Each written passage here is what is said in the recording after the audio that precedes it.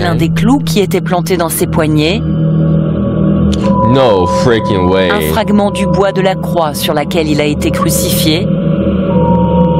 They have this? They have some of the stuff that Jesus touched when he was crucified?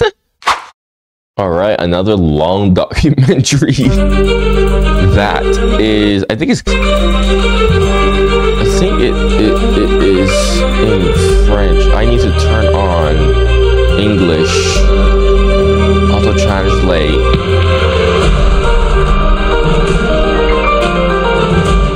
English. There we go.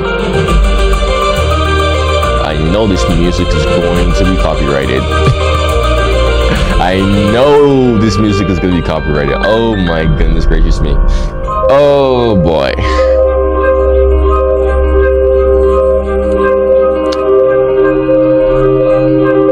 Si tous les villages de France ont une mairie, ils ont aussi une église, it's the same lady from the last time. I ain't gonna lie to you, bro. She low-key fine as hell.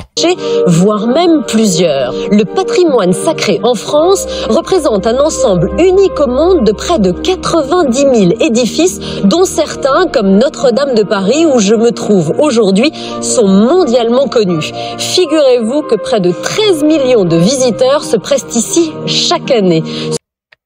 Crazy, because I literally just, one of my friends from Norway, I would literally just text her about Notre Dame because she was literally just visited France yesterday, going through these historical sites as well. So she was literally at Notre Dame yesterday. Ce chef-d'œuvre gothique est avec la Tour Eiffel, l'un des monuments les plus visités en France. Le patrimoine. It's very interesting how the Eiffel Tower was almost demolished. That's mad to me. I never really understood like why they even thought of demolishing the Eiffel Tower. Like, I heard the only reason why it was saved was because it was used as a radio station. But I'm like, why would you demolish something like that? That's a wonderful piece of history. The fact that it even almost got demolished is just mind-boggling to me. Sacrés, ce sont aussi des vitraux, des sculptures, des peintures, des reliques qui se sont constituées au fil des siècles et qui sont étroitement liées à l'histoire de France.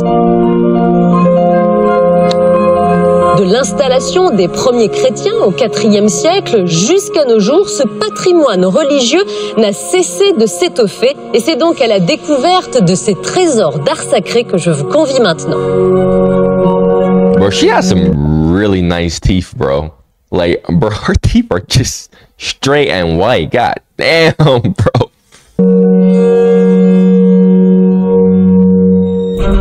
Bro, do all French girls have nice teeth like that? Nah, I'm just messing with y'all. Oh, that's funny. Église, cathédrale, chapelle, abbaye. En France, les trésors de l'art sacré se comptent par dizaines de milliers. Le patrimoine religieux est le plus grand patrimoine bâti du pays, un ensemble d'édifices uniques au monde. Si la France est depuis toujours surnommée la fille aînée de l'Église, ce n'est pas un hasard. Ces monuments de légende et les merveilles qu'ils renferment ont fleuri au fil des siècles. Moyen-Âge, Grand siècle, romantisme, modernisme, à chaque période son style. À Saint-Savin, nous percerons les mystères de cette abbaye que l'on appelle la Sixtine de l'art roman, en raison de son plafond couvert de fresques. Une vingtaine d'années finalement pour arriver à ornementer l'ensemble de ce lieu. C'est quand même extrêmement rapide. À la basilique Saint-Denis, nous découvrirons les secrets de la naissance de l'art gothique et de la conquête de la lumière. Really? Oh, okay. La Sainte-Chapelle, construite comme un écran. And you wanna know what's funny is I actually do like Gothic architecture. Gothic architecture is actually my favorite type of architecture. So yeah, this is quite intriguing to me. De verre pour abriter la couronne d'épines du Christ, l'une des pièces phares du trésor de la Passion. posséder les reliques de la Passion, c'est pouvoir pratiquement faire de Paris la Nouvelle Jérusalem. Notre-Dame de Paris, entièrement reconstruite au XIXe siècle par un architecte star, Eugène Viollet-le-Duc, inventeur des gargouilles et des chimères. L'abbaye du Mont Saint-Michel, l'un des lieux de pèlerinage les plus célèbres du monde. I had a painting of that long time ago. I'm sorry that freaking we got rid of that painting. Freaking hell. It was a painting of that same building. And it was most likely quite old now that I think about it. Because the painting had that castle building in the background, and it had World War II German fighter planes flying, not over it, but like in the sky, like kind of like ahead of it. I don't know how to describe it. And freaking, it was a very nice painting that we had. I don't know how we got it, but we don't have that anymore. I'm like, I was looking at that painting. I was like, oh, this painting could have been worth something. I don't know why we got rid of that. Il y a dans la conscience collective, la vie monastique, c'est de fuir le monde. Je peux vous garantir que notre quotidien, c'est pas du tout ça. La chapelle du Rosaire, dessinée par Henri Matisse sur la Côte d'Azur dans les années 50. Majestueux, somptueusement décoré, imperturbable face au temps qui passe, comment ces trésors sont-ils nés? Comment ont-ils traversé les siècles? Voyage au cœur d'une histoire qui commence avec les tout premiers chrétiens. Very first Christians. Okay. Interesting, because Christianity was very late to come to Europe. So how does France have a connection to the very first Christians? Let's see. Okay, this is even more interesting to me. I'm very, very interested in this now. Lorsque l'on voit l'extraordinaire lumière de nos cathédrales et partout en France les figures flamboyantes de la Vierge Marie et du Christ sur la croix, on ne se doute pas que l'histoire a commencé ici, dans l'ombre, cachée. Bloody hell. Oh, we got a map. Okay, let's see. We got Jusqu'au ancient début Rome. du IVe siècle, en effet, le christianisme se développe clandestinement et dans la douleur au sein de l'Empire romain qui englobe la Gaule à l'époque. Partout, les chrétiens sont persécutés, pourchassés, martyrisés. That's true, yeah. Pour célébrer leur foi, les minuscules communautés sont donc obligées de se réunir en cachette dans les thermes de villas gallo-romaines comme ici, à Moissac, dans le Tarn-et-Garonne. Au IVe siècle, il n'y avait pas encore d'église ici, mais probablement déjà un lieu de culte, l'un des plus anciens de France. C'est en sous-sol que l'on en trouve les vestiges archéologiques exceptionnels. Les thermes d'une maison privée, une pièce d'eau romaine, possiblement chrétienne, qui aurait servi de baptistère clandestin. No freaking way! Wait. So this is one of the oldest baptistery in the world? What? Okay, hold on a second. Wait. Okay, this is actually really interesting. C'est vrai que pour cette église, on va détruire les bains tièdes, les bains chauds. Par contre, le bain froid, on va probablement le préserver. La piscine d'eau froide où on allait se prélasser dans l'Antiquité va devenir probablement le baptistère. C'est une hypothèse.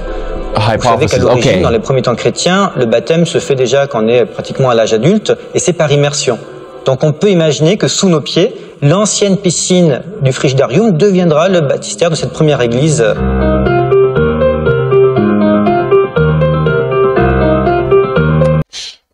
You see that figure? I don't want to go back. C'est l'édit signé par l'empereur romain Constantin Ier en 313 qui va faire sortir le christianisme de la clandestinité. Un édit qui tolère le culte de Jésus, de la Bible et des évangiles avant que le christianisme ne soit imposé dans la totalité de l'Empire romain. Funny, I had a comment that said that there is no documentation of Jesus Christ aside from the Bible. Literally, freaking the other day, man, what in the world? No documentation of Jesus Christ in the Bible. Let's continue. This video is 6 minutes in. It's already interesting. Socle politique fort sur lequel la religion va fleurir. Démarre alors l'évangélisation des campagnes gallo-romaines qui commence au IVe siècle avec un personnage emblématique, Martin de Tours. C'est lui qui va fonder la première communauté de moines de notre histoire. Prêcheur dans les campagnes, évangélisateur, il amorce aussi le modèle qui structure la France encore aujourd'hui, un village, une église. Il a passé son temps à aller dans les campagnes, à détruire les idoles païennes et à demander à ce qu'on construise une église ou un lieu de culte. Et ce maillage du territoire, une église, une commune, si on peut dire, on le doit à Martin. Il est en tout cas celui qui a démarré cette dynamique. Les premières pierres sont posées. La formidable histoire de notre patrimoine sacré peut désormais démarrer, s'amplifier, s'envoler vers le ciel en une course aux merveilles qui dure depuis des siècles.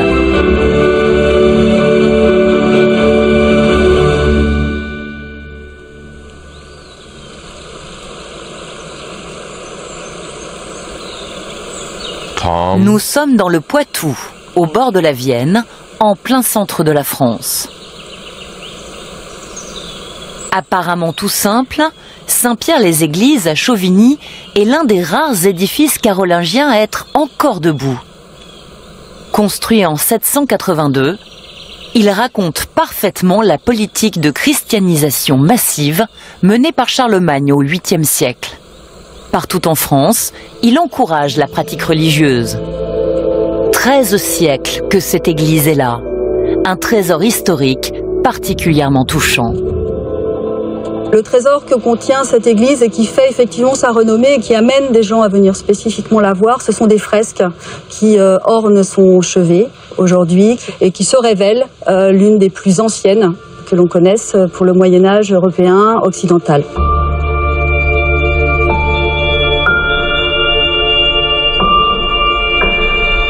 Sur le plan pictural, ce sont des fresques qui marquent par leur simplicité. Elles font appel à une gamme de couleurs restreintes, les ocres, le blanc et le gris.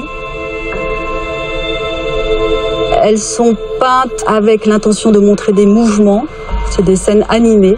Elles sont très vivantes, en fait. Very interesting. It's quite hard for me to try and pay attention to what they're talking about with the images, and I'm trying to read the translation as well. So I'm super focused. Ces fresques comptent parmi les plus anciennes d'Europe. Si elles étaient aussi vivantes, c'était probablement pour apprendre le catéchisme aux fidèles fraîchement christianisés par l'empereur Charlemagne et qui ne savaient ni lire ni écrire. La Vierge Marie enceinte, le bain de l'enfant Jésus, la découverte de son tombeau vide. 10 scènes simples et claires comme si la vie du Christ était diffusée pour un très large public à la télévision aujourd'hui. Okay, that's Vous avez par exemple l'adoration des mages, avec là un dessin des mages représentés avec leurs caractères orientaux, un décor apporté à leurs chevaux qui est assez somptueux. Vous avez également une scène évoquant l'Apocalypse avec l'ange Michel qui se bat contre un monstre à 7 têtes. Et le monstre est particulièrement bien dessiné, son corps évoque celui d'un serpent avec des détails très recherchés. Donc en fait, vous avez vraiment un récit qui est très cohérent pour le spectateur sur plusieurs aspects de la vie de Jésus. Yeah. Yep. That's actually really. Nous sommes avant l'an 1000, dans le haut Moyen-Âge. Et les campagnes françaises sont désormais remplies de petites églises comme celle-ci. Le développement du christianisme a fait un grand pas. Pourtant, l'histoire et le patrimoine sacré vont prendre une envolée nouvelle. Car certains considèrent déjà que la parole du Christ a été dévoyée et qu'elle n'est pas assez strictement respectée par les prêtres qui sont au contact des paroissiens dans les églises, ce sont les moines.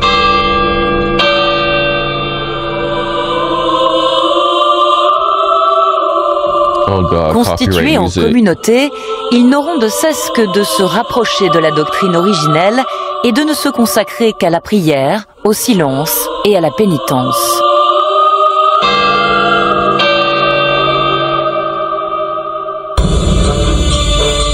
C'est ainsi qu'au Xe et XIe siècle, des ordres monastiques puissants vont se constituer en d'imposantes structures et s'enfermer dans de grands monuments religieux conçus exclusivement pour eux, avec dortoirs, réfectoires et églises fermées au public. C'est la naissance des grandes abbayes, appuyées sur une architecture révolutionnaire pour l'époque, l'art roman. Ooh, Roman. Un art dont le but était de faire grandir les églises et qui va faire apparaître dans le paysage des édifices d'une ampleur nouvelle. L'un des exemples en est l'abbaye de Cîteaux, dans les vignobles de Bourgogne. C'est ici que naîtra l'ordre cistercien, un ordre austère qui existe toujours et qui rayonnait dans la totalité de l'Europe à l'époque. What is this order? I don't know what this order is. What is it? Autre exemple, celui Is she not going to go into detail? Someone explain what that is, because I don't know what that is. de l'incroyable Cluny, entre Dijon et Lyon, le berceau de la communauté bénédictine en France. Aujourd'hui, celle que l'on appelait la Maior Ecclesia, littéralement la plus grande église de la chrétienté, n'existe plus. Sur les 5 clochers qui formaient l'ensemble, il n'en reste plus qu'un seul. Oh wow, that's quite sad. It doesn't Cluny exist a été anymore. démantelée et détruite à la Révolution.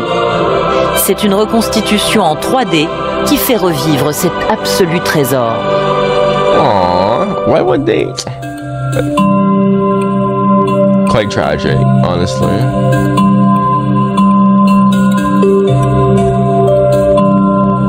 So this is probably what it looked like inside. Wow, look at this absolute beauty. My goodness, man. The French really... Heureusement, des grandes abbayes romanes datant du XIe siècle, notre pays en compte encore de très belles. Pour découvrir l'une des plus extraordinaires d'entre elles, direction le centre de la France. Okay, let's see. Saint-Savin-sur-Gartempe, dans le Poitou. Classée au patrimoine mondial de l'humanité, cette abbaye que l'on appelle ainsi parce que c'était une église exclusivement réservée aux moines, est un chef-d'œuvre de l'art roman.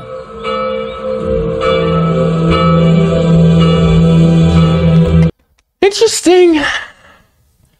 It doesn't have that aura like Gothic architecture, but it's still good looking nonetheless. Un style qui marque une révolution. Fini les petits édifices carolingiens en forme de cube. La grande invention de l'art roman, c'est l'église en forme de croix pour faciliter, entre autres, la circulation de la communauté dans l'abbaye. Whoa. La forme de la croix latine rappelle en numéro 1. They designed it in the shape of a... What? This is mind-bending to me right now. I'm learning a lot here. La croix sur laquelle le Christ est mort. Ensuite, les transepts, donc les bras de la croix, c'était des couloirs de circulation qui permettaient pour le transept du nord de pouvoir accéder côté cimetière et pour le transept sud d'accéder à leur dortoir. Tout tout est très pratique, tout est pensé pour faciliter au mieux la vie de la communauté.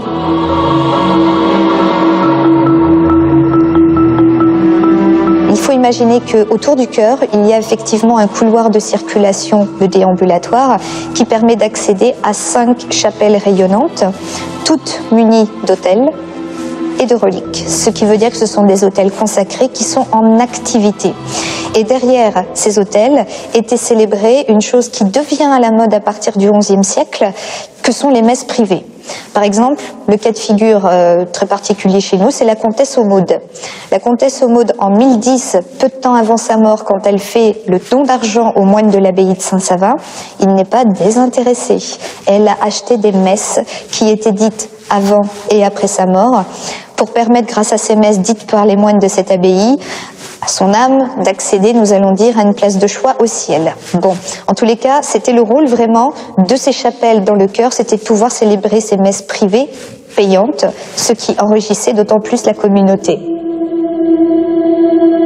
À Saint-Savin, on voit aussi parfaitement bien l'autre coup de génie apporté par l'art roman à notre patrimoine religieux. La fameuse voûte en berceau qui soutient l'ensemble de l'édifice d'une vingtaine de mètres de haut. Une prouesse pour les architectes du Moyen-Âge.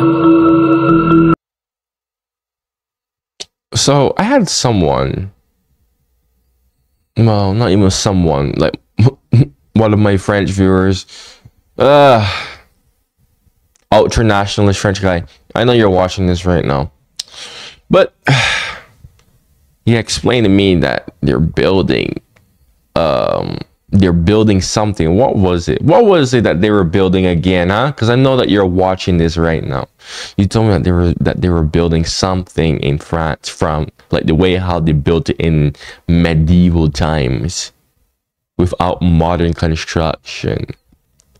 To see like what they themselves had to go through to like build these freaking cathedrals and churches and whatnot, man. That's just mad that they just I'm just shocked really how humans just pull this off, bro. The sculpting, look at that. À la base de la voûte, vous avez des petites corniches qui n'ont l'air de rien, mais c'est sur ces petites corniches que l'on construisait des immenses cintres en bois, donc qui ont une forme de demi-cercle et sur lesquels, eh bien, les pierres de la voûte étaient tout bonnement disposées. La voûte fait quand même environ 2 mètres d'épaisseur, donc ça fait quand même une sacrée structure à mettre en place. Ensuite, il faut attendre le temps qu'il faut pour faire en sorte que les enduits qui collent les pierres les unes avec les autres soient parfaitement secs. Et ensuite, forcément, la phase délicate, c'est le démontage des cintres en bois qui devait être quand même absolument monstrueux. Ça devait faire un tunnel de bois assez impressionnant à voir. L'objectif étant, lorsque l'on démonte, eh bien, c'est d'espérer que ça va tenir, puisque notre voûte quand même fait 42 mètres de long, 17 mètres de hauteur, 2 mètres d'épaisseur en moyenne. Et il est vrai que c'est quand même franchement une prouesse architecturale époustouflante que d'avoir réussi à construire un monstre pareil. Mais si Saint-Savin est un trésor, c'est aussi en raison de son plafond époustouflant, qui lui vaudra d'être surnommée la Sixtine de l'art roman par André Malraux, en référence au plafond peint de la chapelle Sixtine à Rome.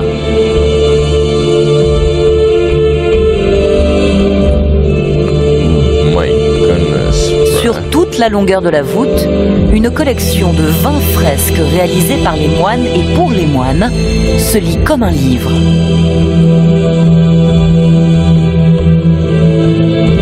Réservée à l'usage de la prière et à la formation monastique, elle représente 44 scènes de l'Ancien Testament, comme ici la construction de la tour de Babel, peinte avec des ocres, à même les murs, à 17 mètres de hauteur.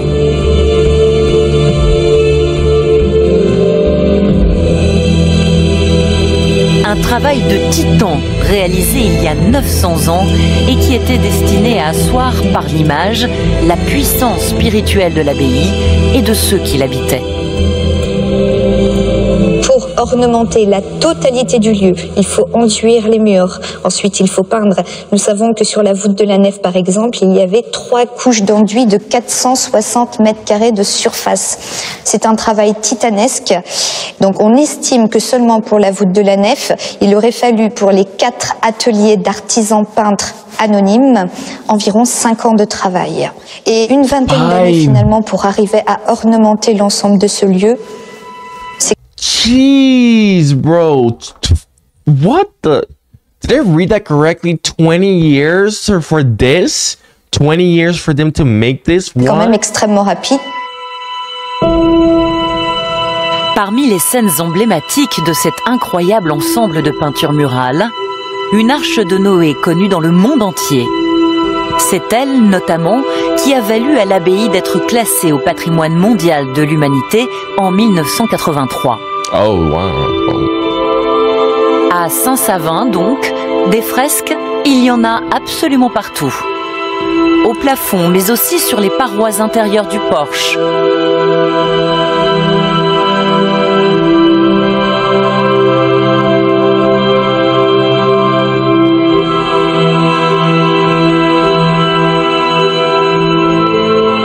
Sur les murs du chœur qui entourent l'autel.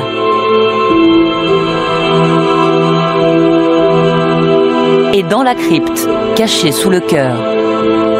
Un trésor restauré il y a 9 ans.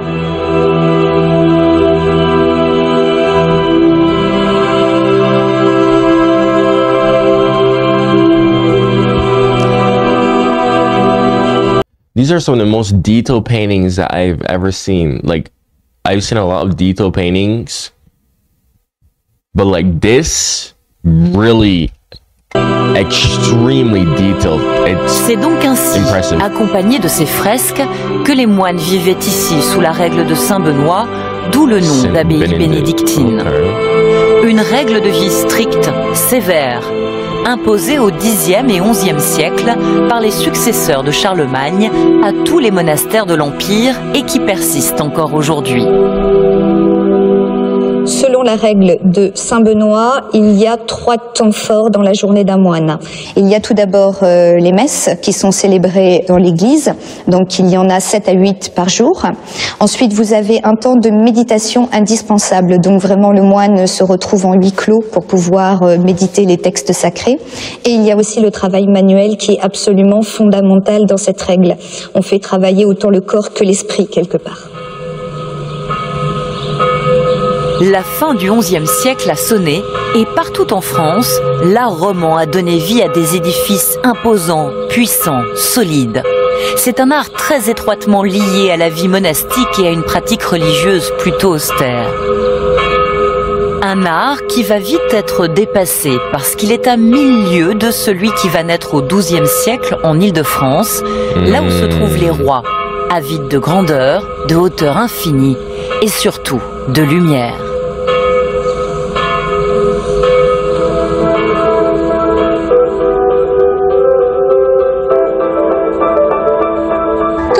De l'entendre, l'art roman est vraiment l'art des campagnes au XIe siècle. C'est aussi à cette époque que les grandes villes se développent et que va s'instaurer entre eux une véritable concurrence commerciale, ce qui va avoir des répercussions aussi sur les édifices religieux. C'est celui vraiment qui aura le plus grand, le plus beau, le plus nouveau. Là, je me trouve actuellement au sommet de la tour nord de la cathédrale Notre-Dame de Paris qui culmine à 69 mètres d'altitude. Pour atteindre son sommet, j'ai dû gravir 422 marches. Croyez-moi sur parole, je les ai toutes comptées.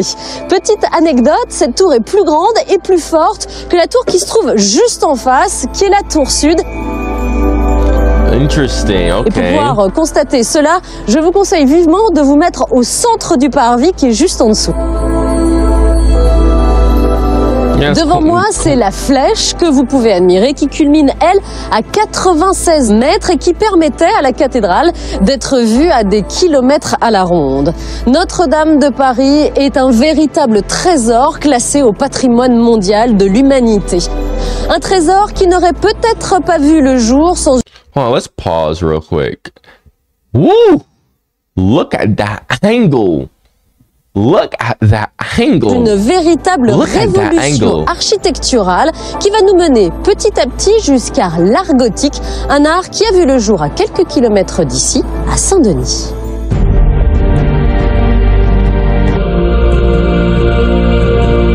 La basilique Saint-Denis, à quelques kilomètres de Paris. Au milieu d'un océan d'immeubles modernes, l'un des plus beaux joyaux de notre patrimoine sacré vogue majestueusement.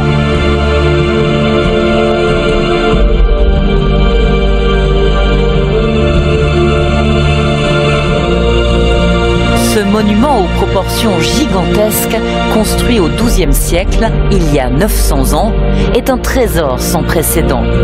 C'est le tout premier chef-d'œuvre de l'art gothique en France. Un art qui marque une vraie rupture de style à l'époque. Désormais, le but sera de faire monter les églises le plus haut possible vers Dieu et d'y faire entrer la lumière considérée comme l'esprit du divin.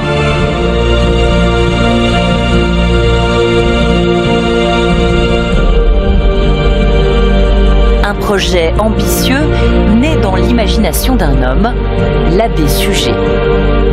Conseiller du roi Louis VI le Gros, il a les pleins pouvoirs dans l'abbaye de Saint-Denis où il vit avec ses moines. Il va décider de la transformer de fond en comble. Suger est à la tête d'une des abbayes les plus anciennes et les plus puissantes du royaume de France. Et c'est une abbaye qui a toujours été très proche de la monarchie française. Mais dans la première moitié du XIIe siècle, elle paraît à l'abbé Suger un peu vieillotte, hors de mode. Il veut la réédifier au goût du jour. C'est ainsi qu'il se lance dans ce chantier au style extrêmement novateur pour l'époque, donc la reconstruction en style gothique. Tout en ambition divine, l'abbé Suger dessine pour remplacer sa vieille abbaye un bâtiment de 29 mètres de hauteur, bien plus haut donc que ne l'étaient les anciennes abbayes romanes. Trop fragile, le... Bro, 29 meters tall? That is so much bigger. Dude, crazy, because Notre Dame would not be able to... because I'm from Barbados, a small freaking island, I do not think Notre Dame would be able to, like, physically, the size of it, it would not be physically possible on my country, thinking about it, because, I mean, we have Gothic architecture too in my country as well. The most noteworthy one would be our Parliament building, and, you know, even then, like, when it was first built, it was actually bigger, but it was sinking because, you know, my country's below sea level, so it can't really sustain like big buildings. So it was sinking, so they had to freaking move the clock tower to the other side. It was modeled after Big Ben in London because, well, it was the English and Dutch who modeled it, built it. I think the tallest point of our parliament is like, I think 8 meters tall. I think Notre Dame is just huge. So I'm like thinking about our parliament building, and that's still pretty big, which is also a World Heritage site as well. So I'm still a little bit privileged to witness something like that. But Notre Dame is like so much more bigger than that. I just, damn, wow. The fact that they were able to make something this big during medieval times is absolutely just jarring to me. Le principe architectural de la voûte en berceau est donc abandonné au profit de la grande nouveauté apportée par l'art gothique, les célèbres croisées d'ogives. Ces arcs immenses qui, en se croisant au plafond, vont permettre de reporter le poids monstrueux sur des piliers nombreux et non plus sur les murs. Un système ingénieux renforcé à l'extérieur de l'édifice. Lorsque l'on avait des bâtiments de très grande ampleur, cela impliquait aussi d'articuler la croisée d'ogive avec des piles extérieures et des arcs-boutants. Ce sont des sortes de contreforts, mais à la structure extrêmement allégée qui permet de monter beaucoup plus haut. Croisée d'ogive à l'intérieur, soutenue par des arcs-boutants à l'extérieur. Voilà les secrets de construction qui vont permettre de faire presque disparaître les murs de l'église et de les remplacer par d'immenses verrières de vitraux sur lesquels l'abbé Suger se fait représenter en personne au milieu de scènes évoquant la vie des moines.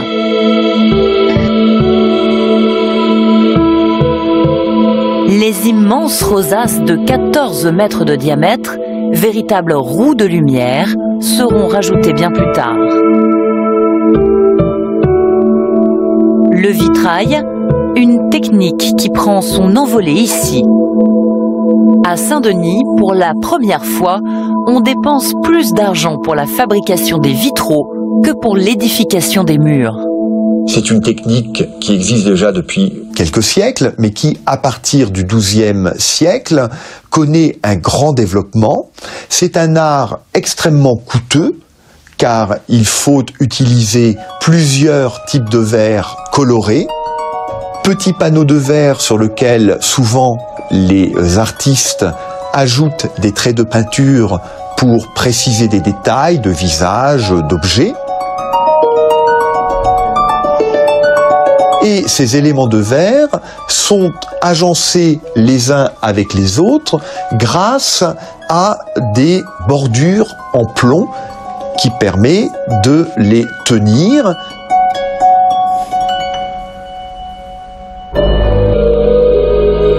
Ainsi, à Saint-Denis, le grand pari de l'art gothique est-il tenu? Pour la première fois de l'histoire de notre patrimoine sacré, la lumière entre vraiment dans une église.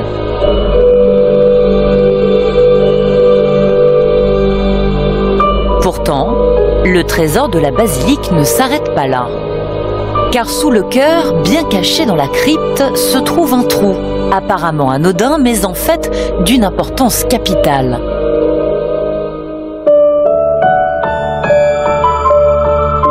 C'est ici, à cet endroit précisément, que selon la légende, au IIIe siècle, un chrétien martyrisé serait venu mourir.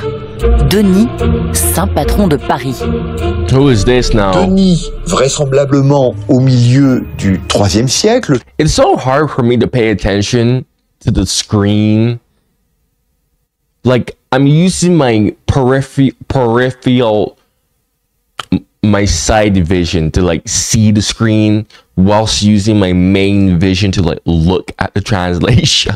Il est martyrisé sur une colline qui domine la Lutèce de l'époque, qu'on appelle désormais Montmartre, c'est-à-dire le mont des martyrs.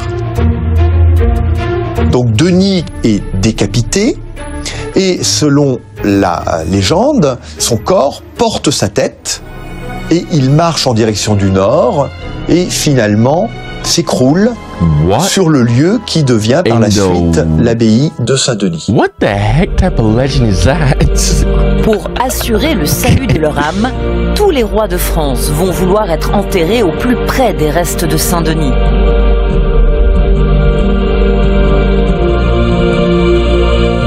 Si la basilique est célèbre dans le monde entier, c'est parce qu'elle est la plus grande nécropole royale d'Europe. I've never heard of this until now. I'm not gonna lie to you. Are there actually bodies inside of that?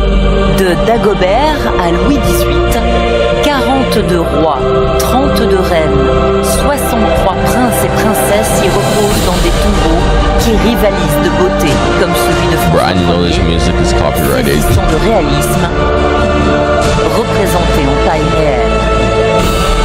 Are these like just statues, or is there like, you know how like in ancient Egypt you have like mummies?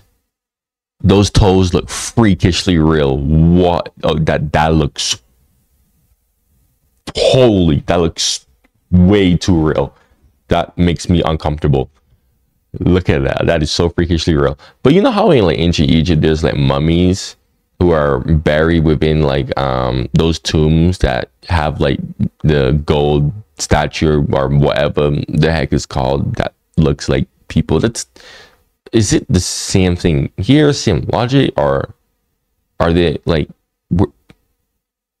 is that just are they inside of the coffin? Somebody just answer the question for me, please.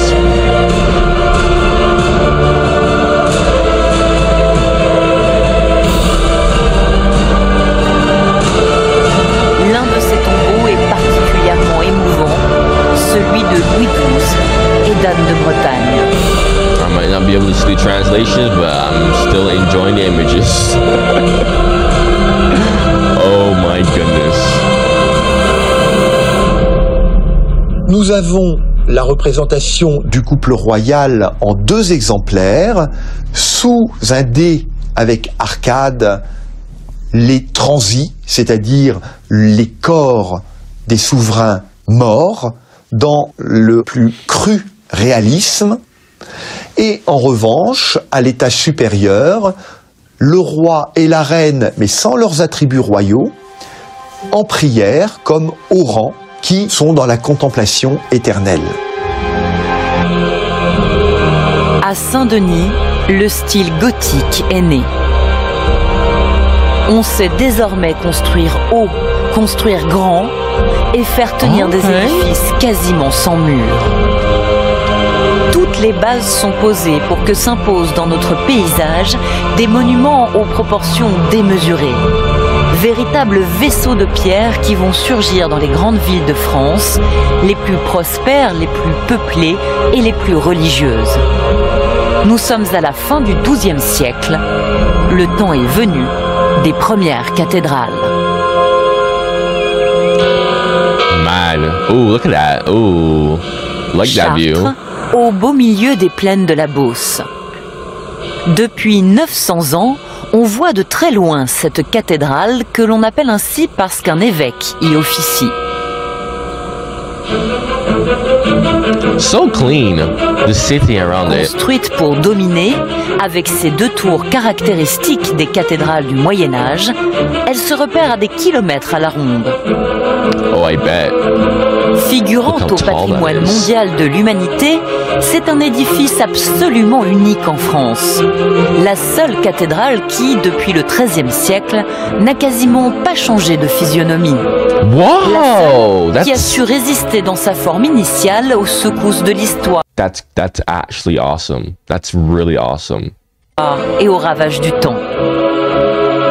En témoigne cet étonnant labyrinthe parcouru par les fidèles au fil des siècles.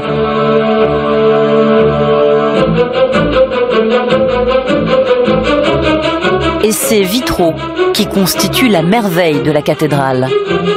Une collection unique au monde. 200 verrières en apparence fragiles, mais qui sont en fait des rocs. Rocks. What? They're rocks? Actually rocks?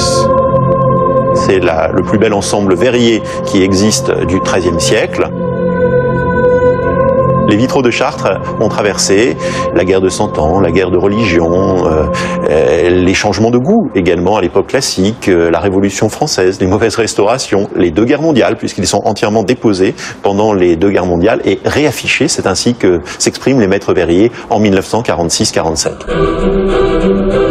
Des vitraux. The amount of wars that this thing has survived is wow. Démontés, cachés pendant la Seconde Guerre mondiale, puis remontés. C'est grâce au génie humain que les trésors de Chartres ont survécu. Grâce au génie humain aussi qu'ils sont nés. L'ensemble des éléments conservés raconte l'impressionnant travail des bâtisseurs de cathédrales. Un travail qui s'est étalé ici sur 36 ans et dont on prend la mesure en montant les 300 marches qui mènent au-dessus du chœur. I would get too tired to climb all of that. I genuinely would get way too tired. Ici, À l'extérieur, à plus de 40 mètres du sol, s'enchevêtrent des dizaines d'arcs-boutants bien plus fins et plus virevoltants que ceux de la basilique Saint-Denis.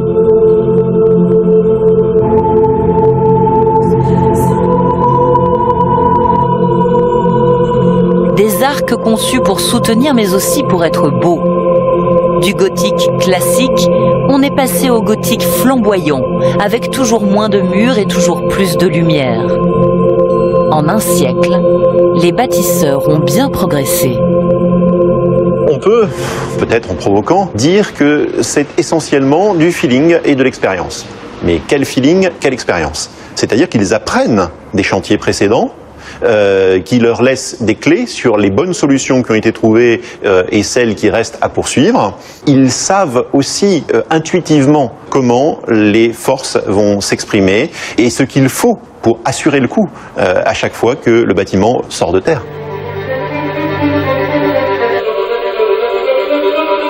Charpentiers, tailleurs de pierre, maçons, maîtres verriers. Ceux qui ont travaillé ici étaient tous des spécialistes de très haut niveau, très bien payés, rémunérés à la tâche et organisés en confréries itinérantes.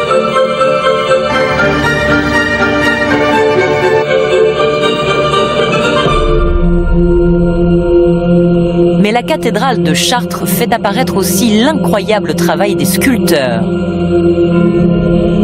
It's a sculpting that's Les fresques really just murales wow. du début du Moyen-Âge. Désormais, les représentations religieuses se font par la pierre. Well, you know what they say, an image speaks 1,000 words, you know? And seeing this, yeah, they really did put that, staying into reality. I mean, they really put their hearts out into these sculptures and statues. I mean, Au total, plus de 4000 sculptures sont réalisées. Presque toutes d'origine, en cours de restauration aujourd'hui. Elles constituent le plus grand trésor statuaire de France.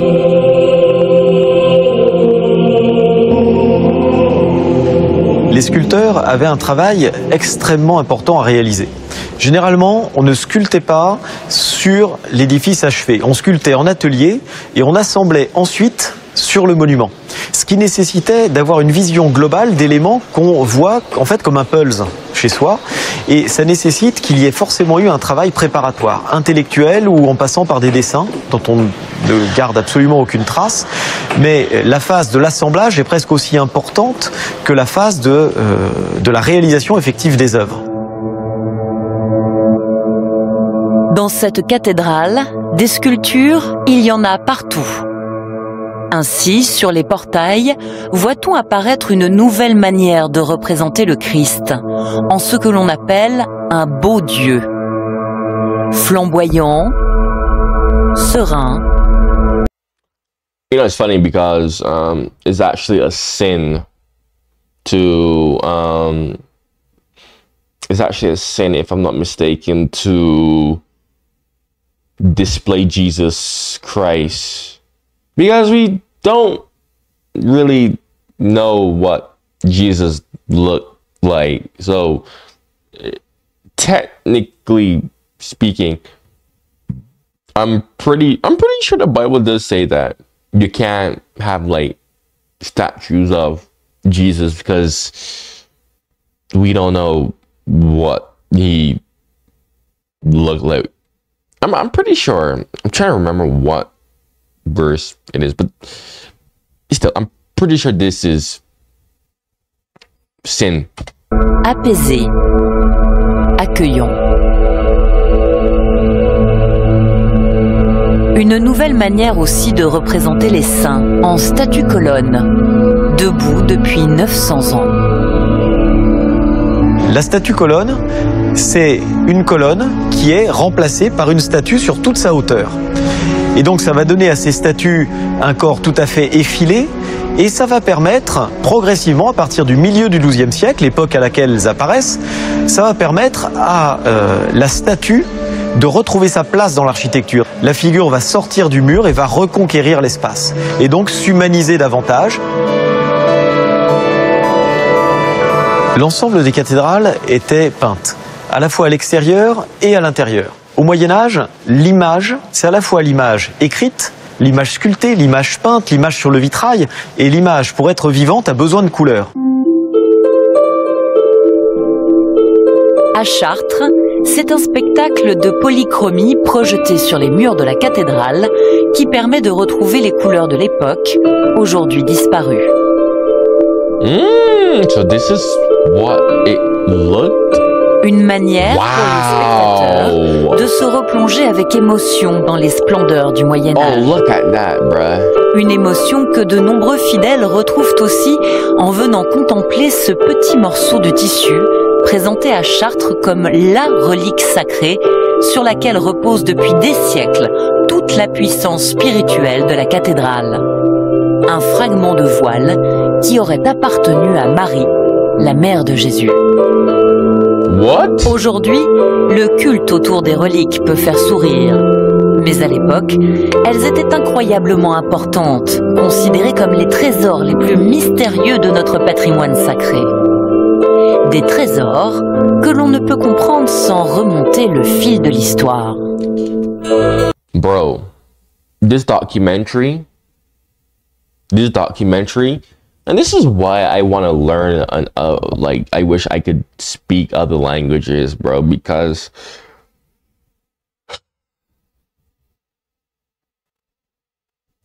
okay, sorry, I had to yawn there, but, you know, I said this before on one of my other reactions, but there's just so much history that we're missing because everything just can't be translated. Everything can't be translated, and it's like, man, how much history am I really and truly missing because everything can't be translated into English, right? Damn, bruh. Because this is like just, I would have never known this, how they reacted, like, if I just, you know, just watch English documentaries. Maybe they probably will translate it eventually. Dès le début de l'époque carolingienne et tout au long du Moyen-Âge, c'est au nombre de ces reliques que se mesure la puissance d'une ville, d'une église ou d'une abbaye. Toutes s'arrachent le moindre petit morceau d'os ou de tissu ayant appartenu à des saints, des doigts, des dents. Tout ce qui, de près ou de loin, avait un caractère sacré, authentifié ou pas. Le but, attirer des milliers de fidèles et organiser, autour de ces reliques, de gigantesques pèlerinages et d'immenses foires commerciales qui rapportaient beaucoup d'argent. Money, money, money, money.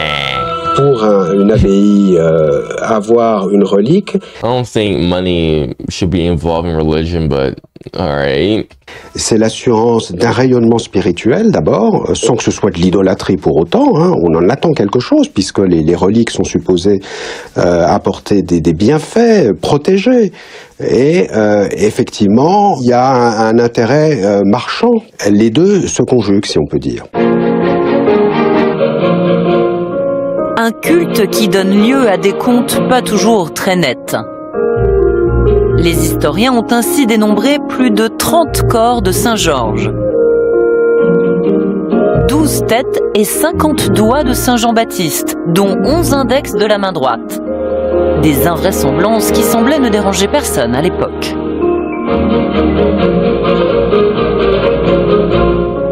L'importance des reliques, Charlemagne est le premier à l'avoir mesurée. Au milieu de son règne, pour renforcer son image spirituelle, il se procure la sainte tunique qui aurait été portée par Jésus lors de sa marche au supplice. Des fragments de vêtements très fragiles, aujourd'hui conservés à la basilique d'Argenteuil et exceptionnellement sortis de leur reliquaire pour nous. Un tissage de fil marron fixé sur une étamine de laine blanche. Cette étoffe, on sait qu'elle provient bien de Palestine, mais son appartenance à Jésus et sa datation d'origine n'ont pas été prouvées, malgré de nombreuses analyses scientifiques au carbone 14. Wait, did I read that correctly? This belonged to Jesus? Did I read that correctly? Did that translate correctly? Wait. This actually may have belonged to Jesus? Bro, no. What? Au XIIIe siècle, le très religieux Louis IX va vouloir lui aussi acheter des reliques pour asseoir son pouvoir, aussi bien religieux que politique. Et pas n'importe lesquelles. Il va offrir à la France le trésor reliquaire le plus précieux et le plus symbolique de la chrétienté. Bro, freaking, this is why I'm like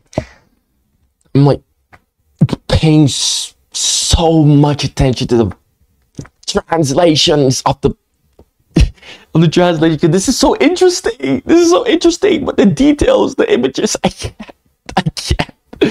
It's so hard for me to look at everything all at once. Bloody hell, man. Freaking hell.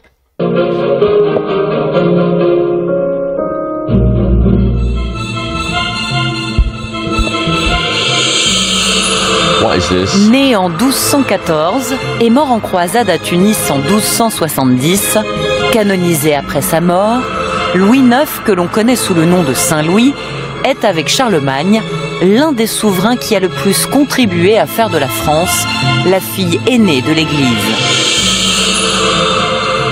Il avait des temps de prière quasiment identiques à ceux des moines. Voilà. C'était quelqu'un qui priait la nuit, qui priait la journée, qui arrêtait son travail de roi pour se plonger dans la prière. Il y a toute une histoire autour de sa nuit de noces où on raconte que cette nuit-là, il a prié plutôt que de consommer son mariage. Il a, au cours de sa vie, approfondi sa relation avec Jésus-Christ au point finalement de s'assimiler au roi Christ, au roi souffrant. Il portait un cilice, donc un vêtement à la toile très rêche, de manière à se mortifier, à se faire souffrir la peau. Il s'administrait ou se faisait administrer la flagellation.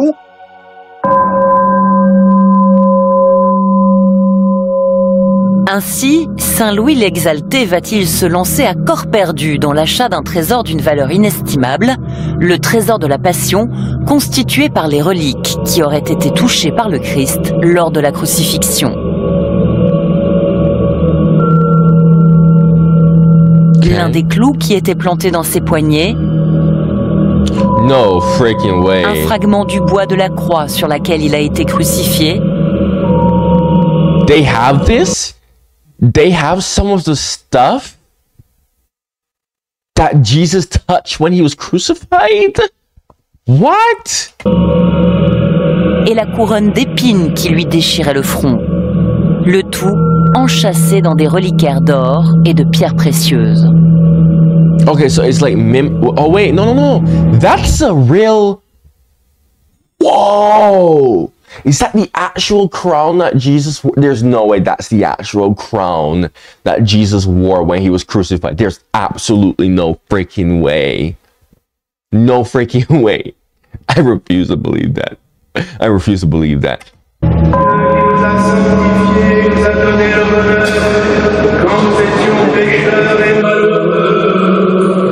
Un trésor qui, depuis Saint Louis, c'est-à-dire depuis 800 ans, fait partie de notre patrimoine national.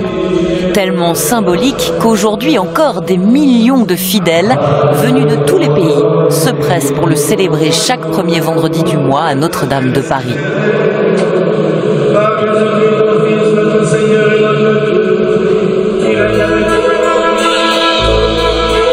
C'est cette ferveur-là, justement, que le roi voulait créer en achetant ce somptueux trésor. Faire de Paris une grande capitale de la chrétienté, aussi bien sur le plan spirituel que politique. Interesting. Nobody really talks about that. Nobody really talks about that. Maybe I'm just ignorant. I don't know. everyone talks about Jerusalem, my Jerusalem. Nobody really talks about that. That's cool though. That's really, really cool. Speaking as someone who's a Christian, of course, that's really, really awesome, quite frankly speaking. Never heard anything like this from London though, or any other European capital, quite frankly speaking. This is quite awesome. Aider les reliques de la Passion, c'est pouvoir pratiquement faire de Paris la Nouvelle Jérusalem. En 1237, donc, l'aventure commence. Saint-Louis part à la conquête de la fameuse couronne d'épines qui appartenait jusque-là à Constantinople, l'ancien Istanbul. Et pour abriter son trésor, il va faire construire un monument extraordinaire au sein même de son palais, la Sainte-Chapelle.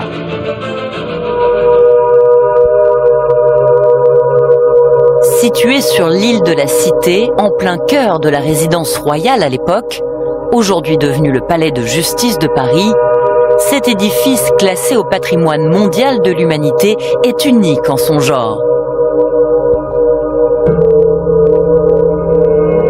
C'est un écrin de verre imaginé comme un coffre-fort, une somptueuse bulle de 650 mètres carrés de vitraux rouges, bleus et or.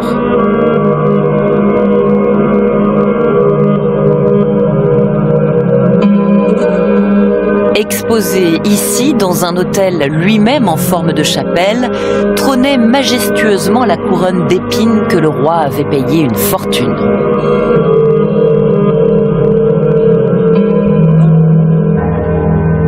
On ne peut pas comprendre en fait la Sainte-Chapelle si on ne comprend pas que ça a été construit véritablement pour abriter ces reliques. Et il y a un petit chiffre qui donne une idée de l'importance des reliques pour l'homme du Moyen-Âge, parce que je crois qu'aujourd'hui on a un peu du mal à le percevoir. Le coût d'acquisition des reliques, ça a été de 135 000 livres tournois, ce qui représentait à peu près la moitié du budget de France annuel à l'époque. Et le coût de construction de la Sainte-Chapelle, c'est 40 000 livres tournois. I don't know how much that is. Somebody convert that for me. Plus d'argent dépensé pour acheter les... How much money is that in today's dollars? Someone convert that to US dollars for me. Reliques que pour construire la somptueuse Sainte-Chapelle.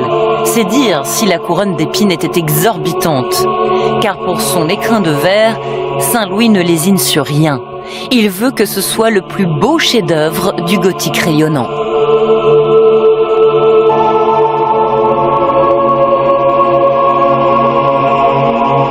Le gothique rayonnant, c'est le moment où on évide au maximum les murs. On emploie tous les moyens qu'on peut pour laisser le minimum de murs et laisser la plus belle part au verre dans l'église. On utilise toutes sortes de procédés de telle sorte que ça soit véritablement des murs de lumière.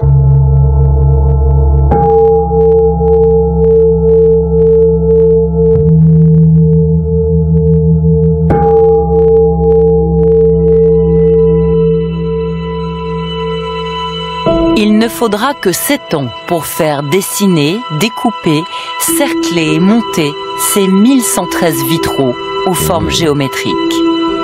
1113 scènes bibliques et religieuses, parmi lesquelles l'achat, le voyage et l'arrivée des saintes reliques à Paris.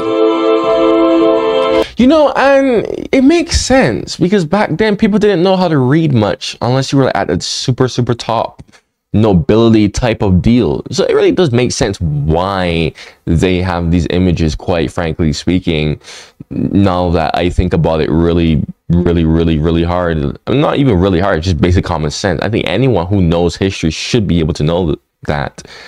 It's quite cool though, that most likely probably was the reason why they decided to create these images like this. Après avoir transporté le trésor de la Passion lui-même, pieds nus, dans la plus grande dévotion, Saint-Louis venait prier auprès de lui 7 fois par jour, dans cette chapelle palatine que l'on appelle ainsi parce qu'elle était dans l'enceinte du palais, directement reliée aux appartements du roi, exclusivement réservée à son usage personnel. Et une fois par an, au moment de Noël, installé au balcon de sa sainte chapelle, il présentait ses reliques à son peuple, comme le symbole de son pouvoir absolu. Aujourd'hui, 800 ans plus tard, le trésor de la Passion déplacé à Notre-Dame de Paris suscite toujours autant de ferveur, preuve qu'il n'a rien perdu de sa puissance d'antan.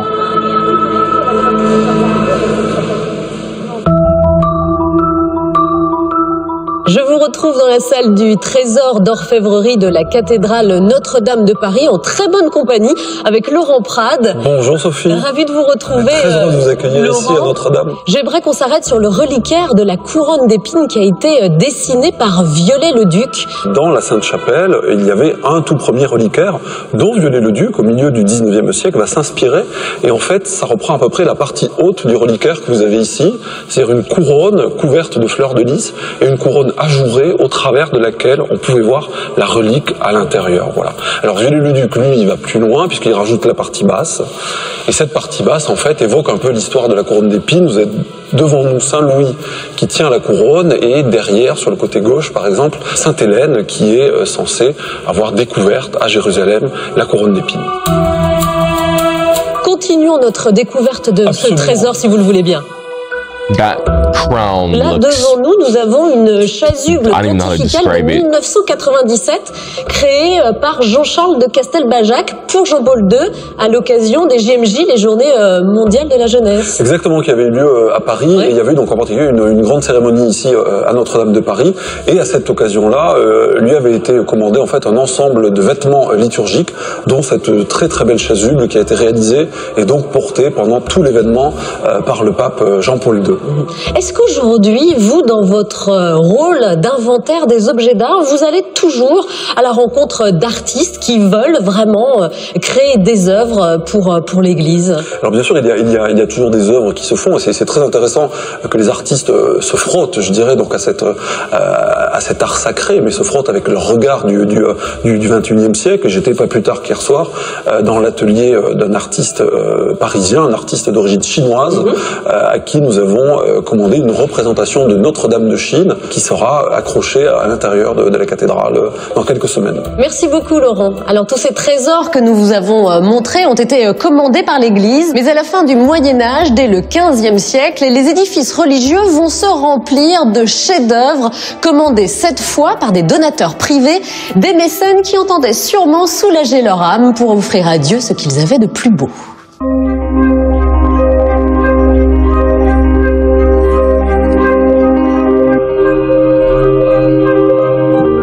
Dans le centre de la Bourgogne, Beaune est une ville célèbre pour ses vignobles, mais aussi pour ses hospices aux tuiles vernissées. Look at that roof. Look at that Un bâtiment roof. religieux d'un genre nouveau que l'on appelle un hôtel-dieu. Look at that colorful roof, man. Le Moyen-Âge s'achève, la Renaissance s'annonce. La France a bien changé.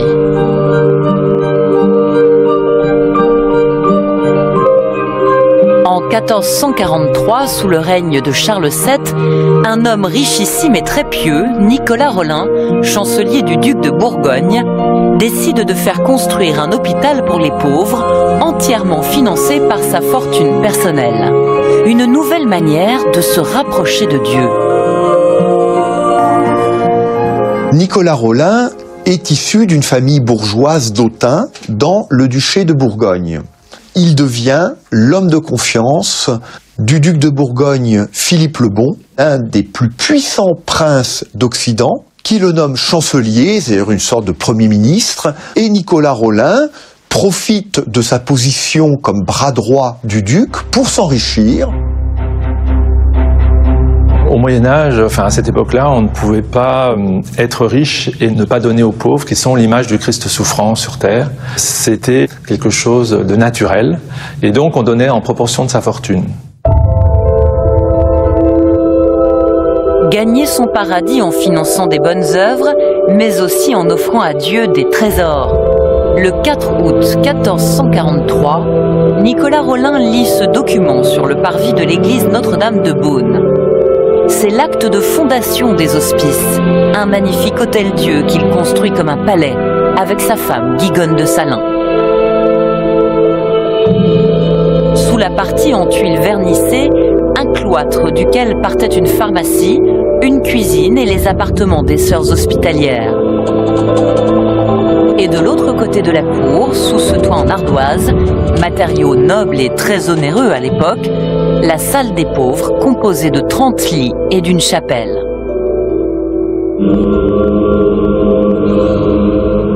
C'est pour cette chapelle que Nicolas Rolin fait réaliser l'un des plus grands tableaux religieux d'Europe par sa taille. Un retable de 12 mètres carrés, placé à l'époque derrière l'autel et aujourd'hui exposé au public dans le musée des Hospices. Hey bro, I don't know how long, you just gotta show me. Voilà donc ce que les malades voyaient de leur lit. Un jugement dernier de 5,28 mètres de long et 2,20 mètres de haut, présenté en un polyptyque de 9 volets et peint recto verso. What painting? What is this? Who is this? Is it supposed to be Jesus?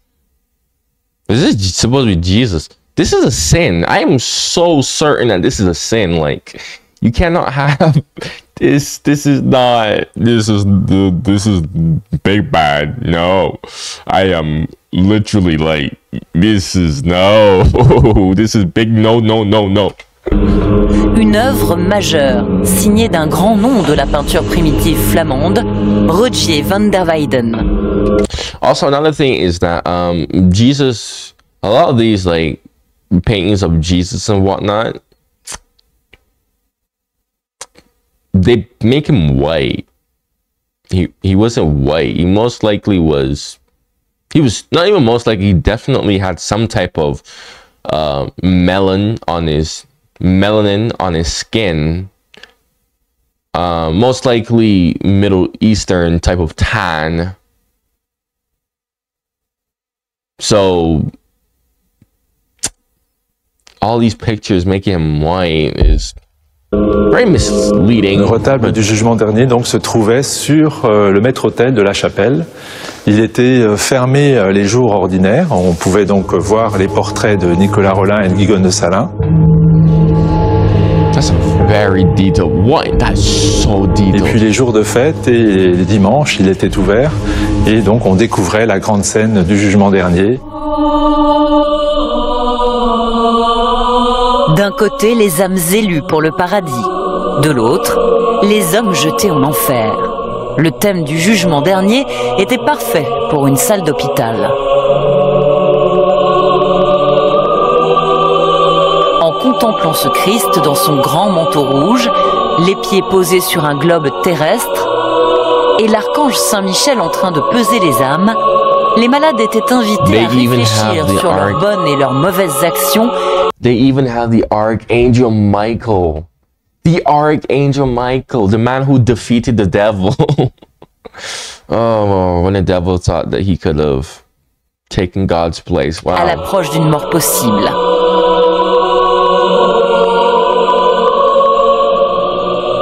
Invités surtout à prier pour se retrouver ici, à la droite de Dieu, au paradis. Au milieu des fleurs et des angelots souriants, au pied d'une tour en or représentant la Jérusalem céleste. Interesting, because the Bible describes heaven, that we will all have mansions of gold in heaven or something like that when Jesus comes back and he gets his people that are the chosen righteous ones. So, very interesting. Car du côté de l'enfer, c'est le cauchemar. Et donc là, on voit des scènes un peu de crise collective où les gens s'en mordent les doigts ou bien sont chassés, on les voit chassés comme Adam et Ève, chassés du paradis. Et puis donc ensuite, ils s'entraînent tous dans le gouffre en se tirant les cheveux, en s'agrippant et donc dans une sorte de chaos et de bruit.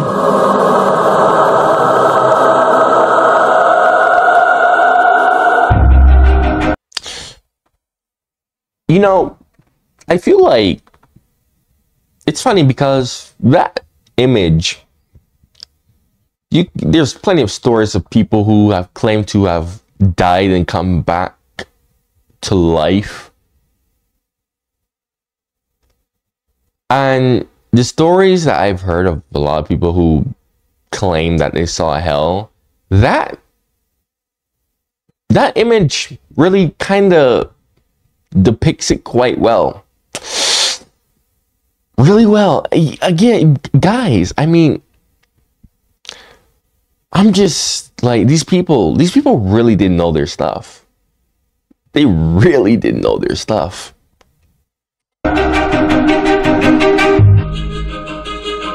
Ce tableau, Rogier van der Weyden y a travaillé pendant 10 ans, utilisant les bois les plus précieux et les peintures les plus éclatantes pour ce trésor que le chancelier Rollin a payé une fortune. Offrir à Dieu ce que l'on a de plus beau, financer les artistes religieux les plus prestigieux ou commander les chapelles les plus grandioses, c'est une mode qui va sévir chez les grands d'Europe, en France, en Italie, en Espagne, tout au long de la Renaissance et des siècles qui vont suivre. Un courant qui trouve son apogée à Versailles, sous le règne de Louis XIV. Le roi Soleil veut briller sur la terre comme au ciel. Pour son somptueux palais, il va vouloir la plus belle des chapelles, toutes de marbre, d'or et de peinture.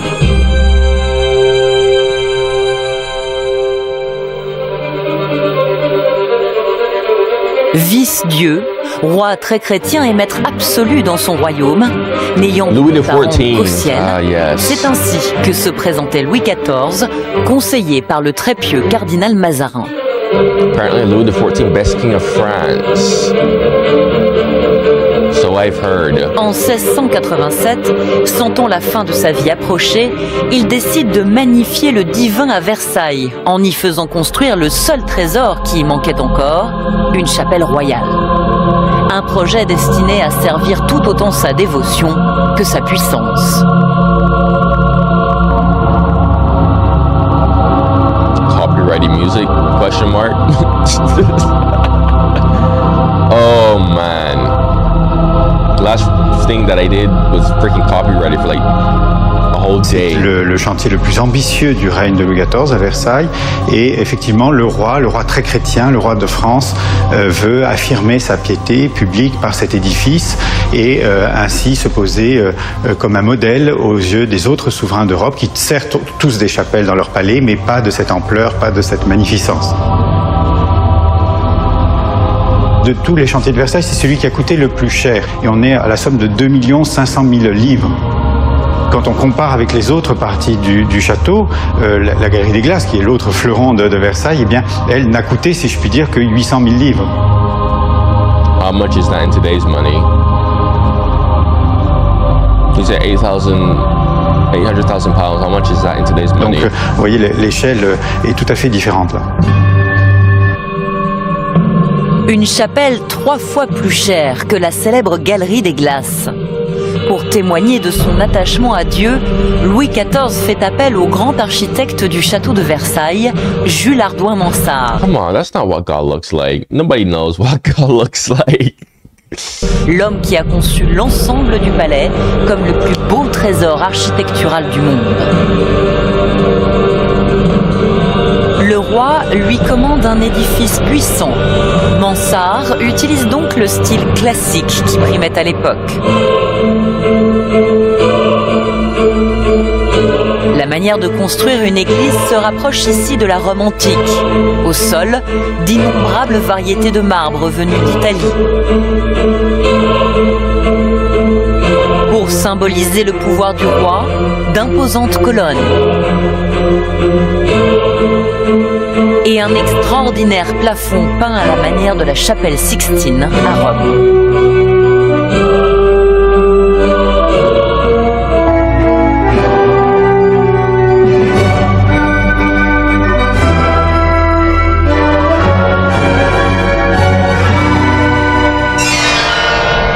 The paintings, but some of them are quite inaccurate sometimes, quite frankly speaking. C'est ici, au premier étage, entouré de ses colonnes et au-dessous du Saint-Esprit, que Louis XIV assistait tous les matins à la messe de 10 heures.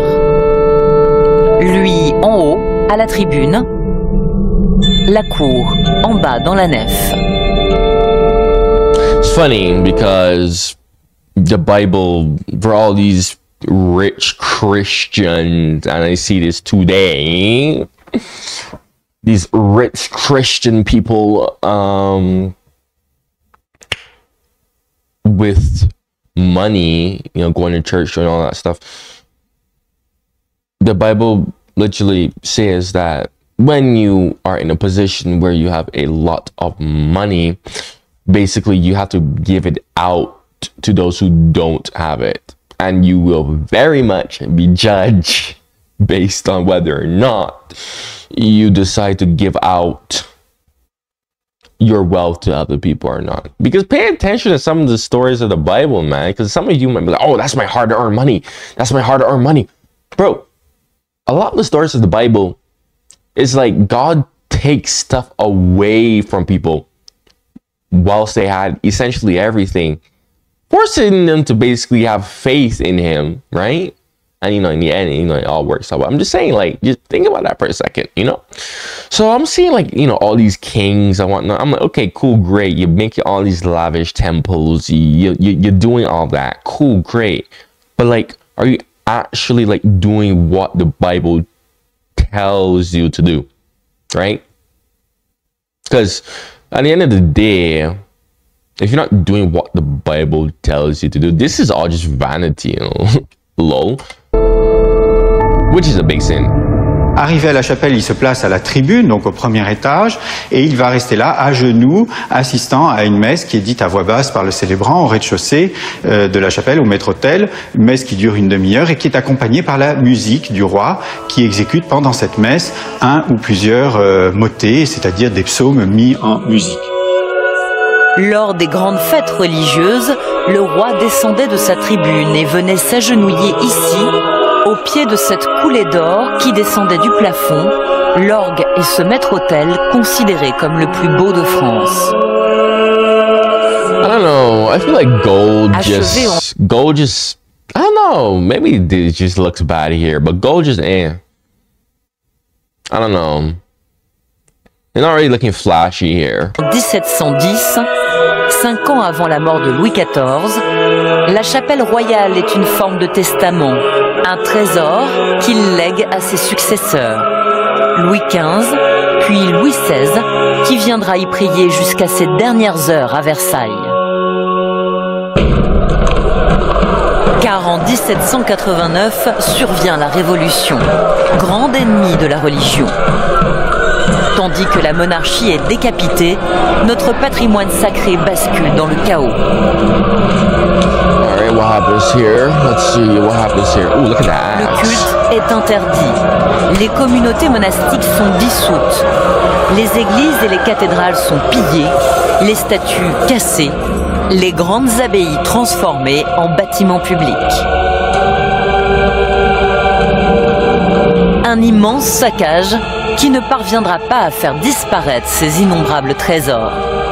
En 1801, Napoléon signe le Concordat qui réinstaure le catholicisme comme la religion de la majorité des Français. Une grande politique de restauration commence. Napoleon the Goat. L'architecte qui va remettre sur pied nos plus beaux édifices s'appelle Eugène Viollet-le-Duc. Le début de sa mission commence ici, à Notre-Dame de Paris. Ne cherchez pas, de la cathédrale du Moyen-Âge, il ne reste quasiment plus rien. Chef-d'œuvre de l'art gothique édifié au XIIe siècle sur l'île de la Cité, cette cathédrale offre un triste visage à la fin de la Révolution. Mais en 1831, un roman signé Victor Hugo bouleverse le cœur des Français. C'est le célèbre Notre-Dame de Paris, un ouvrage qui va sauver la cathédrale. This I heard in my Notre Dame reaction. Go watch it after Victor Hugo, c'est le premier au XIXe siècle à avoir tissé à nouveau du lien affectif entre la ville et la cathédrale. Par le biais d'un roman, par le biais de personnages forts comme Esmeralda, Quasimodo, en fait, il renoue les fils qui s'étaient un peu distendus entre la ville et la cathédrale au XVIIIe siècle. C'est-à-dire que le romantisme permet à nouveau de donner un sens à cette architecture gothique au sein de la ville. En 1831, quand le roman est publié, Notre-Dame de Paris est dans un état de délabrement avancé. Il y a des désordres dans les arcs-boutants, il y a des pierres qui tombent, il y a des endroits où la couverture n'est plus d'aplomb, le portail est mutilé, on a des plantes qui poussent sur les toitures, la flèche a été démontée juste avant la Révolution, donc on a un moignon à la croisée du transept. Évidemment, c'est un édifice qui n'est pas présentable aux yeux des attentes des romantiques sur le Moyen-Âge. C'est à un architecte romantique, fantasque et autodidacte que l'on va confier la restauration de la cathédrale en 1844, 13 ans après la sortie du roman. Eugène Viollet-le-Duc a appris son métier loin des beaux-arts. Épris de liberté, il ne veut pas simplement restaurer l'édifice. Il veut réinventer le Moyen-Âge tel que lui se l'imagine, fantasmagorique, étrange, mystérieux. C'est ainsi que vont naître les célèbres chimères. Fantasmées de toutes pièces par l'architecte, elles sont aujourd'hui connues dans le monde entier. Une chimère, c'est un animal fantastique résultant généralement de l'assemblage de plusieurs animaux et qui renvoie à l'imaginaire médiéval et derrière l'imaginaire médiéval aux monstres de l'Antiquité comme les sphinges par exemple ou les harpies. Viollet-le-Duc va donc dessiner ces chimères à partir de l'imaginaire qui était le sien, dans lequel on peut imaginer qu'il y a un peu de Goya, un peu de Victor Hugo, un peu de roman médiéval.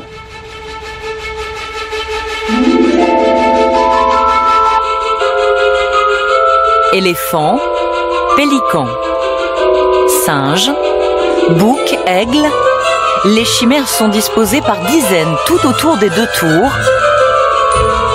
et contemplent majestueusement la capitale, à 70 mètres du sol, accompagnée des gargouilles qui servaient de gouttières.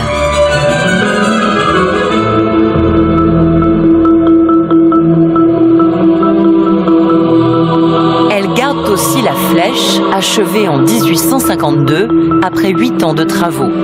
L'autre grande invention d'Eugène Viollet-le-Duc. De nouveau, l'architecte fantasme le Moyen-Âge en faisant monter au-dessus du chœur une immense pointe de 96 mètres de haut, travaillée comme de la dentelle et surmontée d'un coq dans lequel seront placées des reliques pour un effet paratonnerre spirituel.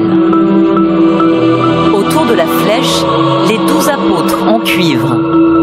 Clin d'œil de l'architecte, il se fait représenter en personne, sous les traits de saint Thomas, équerre à la main, comme en contemplation devant son œuvre. Une créativité débordante qui s'arrête là.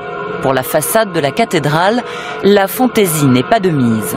On ne plaisante pas avec les figures religieuses, restaurées exactement comme au Moyen-Âge.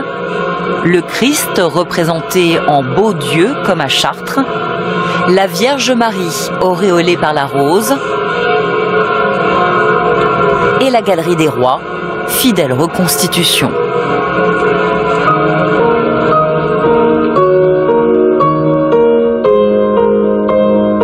Ce chantier gigantesque, à l'extérieur comme à l'intérieur, va durer 20 ans. Pour la première fois de l'histoire, un architecte seul est aux commandes de l'ensemble de l'ouvrage. Il dessine ou redessine toutes les sculptures, les peintures, les vitraux. You know the fact that one guy was like, one architect did all of this, especially for a building this size, it's just quite impressive that his work actually came into reality. Eugène Viollet-le-Duc, architecte star et tout-puissant, c'est le début de l'époque moderne. The modern era. Parmi ses grandes restaurations, Notre-Dame de Reims, la cathédrale du Sacre des Rois. Un édifice unique dans notre patrimoine en raison de sa portée symbolique.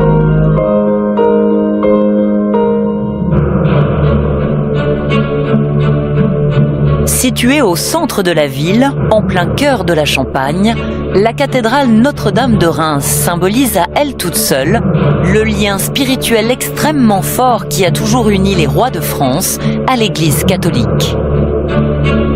Un lien qui se tisse dès le 5e siècle, lorsque Clovis, roi des Francs, choisit de se faire baptiser en l'église de Reims.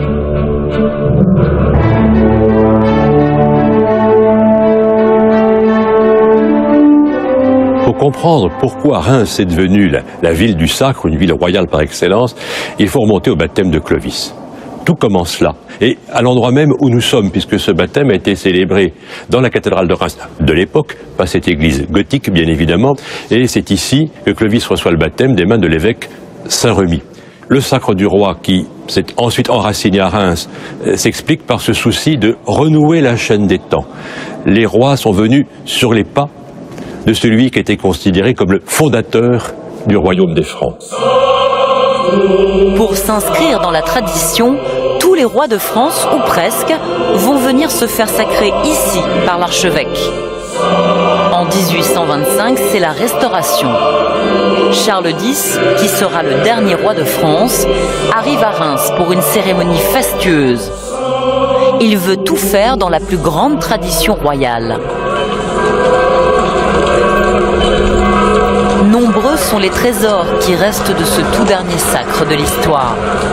À commencer par le carrosse du roi, entièrement couvert de feuilles d'or, garni de velours de soie et de broderies précieuses. Oh, so that's il est what that conservé was. dans la galerie des carrosses. That's what that was when they reacted to the freaking Versailles video. De Versailles, c'est lui qui fait son entrée dans la ville.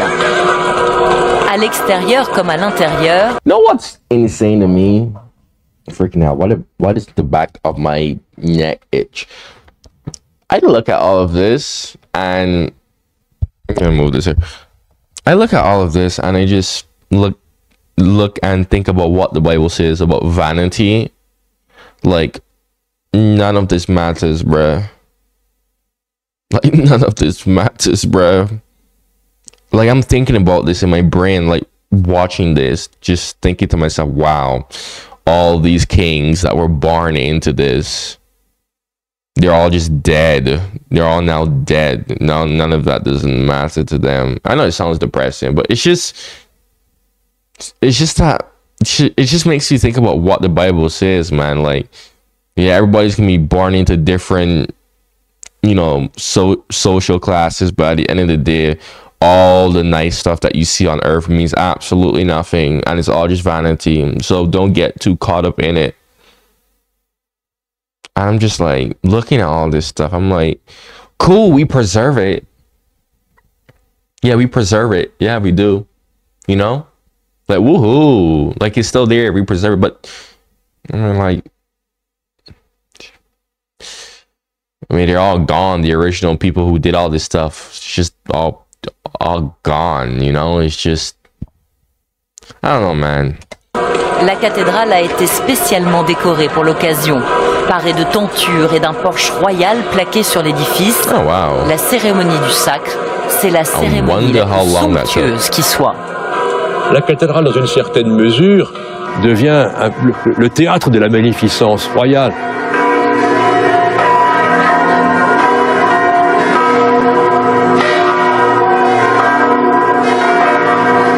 Les invités sont très nombreux et je pense à un invité célèbre, Victor Hugo, qui était tout jeune à l'époque, mais déjà célèbre. Il avait eu un billet pour venir au sacre et quand il arrive avec son billet, il demande « Où est ma loge ?» comme s'il se croyait au théâtre. Il y a un peu de ça tout de même quand on regarde ces images, un théâtre de magnificence, un grand spectacle de la royauté.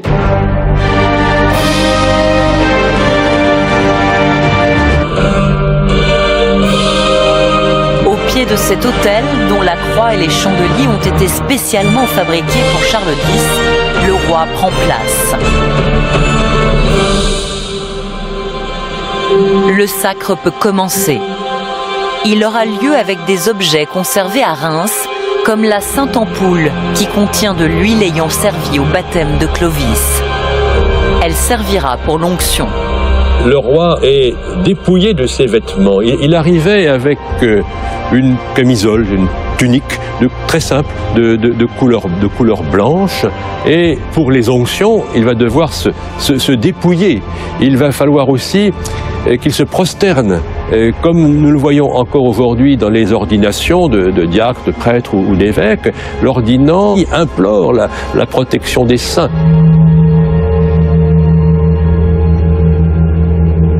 Une fois qu'il s'est relevé de cette longue prière, le roi reçoit les onctions avec l'huile de la Sainte Ampoule. Et il reçoit des onctions multiples sur la tête, sur la poitrine, entre les épaules, aux jointures des bras et, après qu'il ait été revêtu de son manteau, sur les mains. C'est comme si cette huile marquant la grâce de Dieu descendait, vous voyez, sur tous les sièges vitaux de son corps. You know, freaking hell, man. The Bible literally talks about how if you weren't introduced to God and you die without somehow not knowing about God, like, I don't know, there's still some tribes out there that are uncontacted that don't know about God, most likely. Maybe they do believe in God, just in a different way. Because a lot of these other religions, they kind of have similarities with Christianity. Quick fun fact, the African slaves that were brought over to, I'm not sure how the French were converting those African slaves to Christianity, I don't know. But in my country, Barbados, when it was still a colony, the African slaves, when the slave masters were converting them to Christianity, the Africans found it quite easy to convert to Christianity due to the fact that Christianity just so happened to be extremely similar to their religion that they were doing before the whole, you know, being captured by other Africans being sold off. I don't know. I bring that up because it's like, he has so much wealth. It's like, did he really follow the Bible though? Like, he's doing all of this, but did he really follow what the Bible says to do? That's why I'm bringing that up. It's like, Après he's ces aware onctions, of God. Le roi He est has no revêtu des excuses. insignes du pouvoir, le grand manteau de couleur hyacinthe, fleur de lysée, que nous conservons encore. So he's just doing this to display et puis power. les insignes, l'anneau, le sceptre et la main de justice et la couronne qui lui est remise solennellement. Voilà, le roi est ainsi paré de tous ces insignes.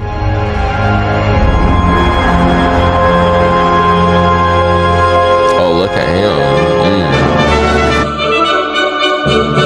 Couronné, sacré, Charles X quitte alors l'autel et traverse la nef pour aller se placer à la tribune sur son trône. C'est là qu'il devient officiellement roi. La foule l'acclame, les oiseaux sont lâchés dans la cathédrale.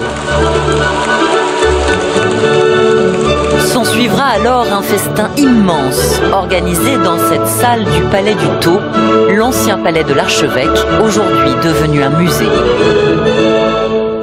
Charles X est le dernier des 30 rois de France à avoir été sacré à Reims dans le strict respect de la règle, du rituel et de la tradition. La cérémonie du sacre marque l'attachement de l'Église aux valeurs immuables, une force qui lui a permis de traverser l'histoire.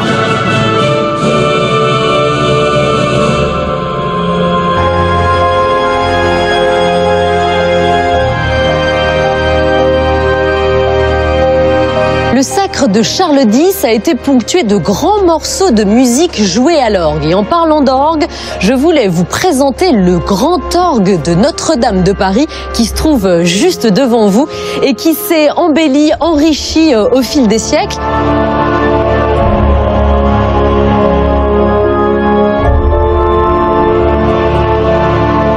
Sa dernière restauration remonte à 1992, même si on trouve encore des pièces d'origine qui remontent à l'époque médiévale. Alors pour vous le présenter en quelques mots, il comporte 115 jeux, 5 claviers, près de 8000 tuyaux et c'est probablement l'orgue le plus célèbre au monde. Il est utilisé dans les cérémonies les plus fastueuses. Oh, they mean like, okay, that's Des what they fastes mean. qui Okay. sont loin de l'ambiance monacale qui se dégage d'un autre monument mythique que nous allons découvrir ensemble. Il s'agit bien sûr de l'abbaye du Mont-Saint-Michel qui elle aussi a été restaurée par des élèves de Viollet-le-Duc au XIXe siècle.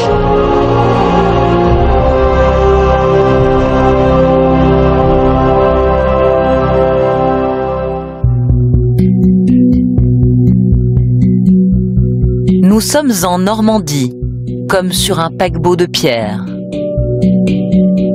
Au milieu d'une baie balayée par les vents et par les marées redoutables,